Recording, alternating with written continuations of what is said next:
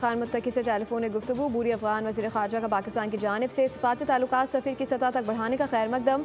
अफगानिस्तान का भी इस्लामाबाद में सफ़ीर की तैनाती का फैसला। नायब वज़ीर आज़म इसहाक डार के हालिया दौरे काबुल में तय किए गए फैसलों पर अमल दरामद का जायजा लिया गया।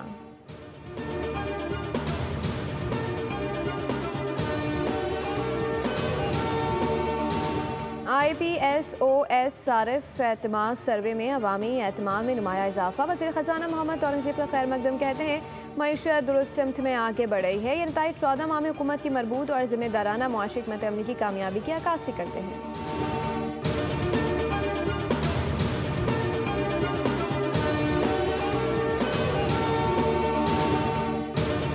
और सऊदी अरब में हज की सिक्योरिटी को फुल प्रूफ बनाने के लिए फौजी मशकों का इनेकाद। हेलीकॉप्टर और दीगर अस्करी साजो सामान के हमरा सिक्योरिटी फोर्सेज ने एक्सरसाइज में हिस्सा लिया। मक्का मुकर्रमा में हज सिक्योरिटी फोर्सेज की जानिब से फौजी मशकों की निगरानी वज़ीर दाखिला शहजादा अब्दुल अजीज बिन सऊद ने की। सिक्योरिटी फोर्सेज के दस्तों ने मार्च पास्ट भी किया।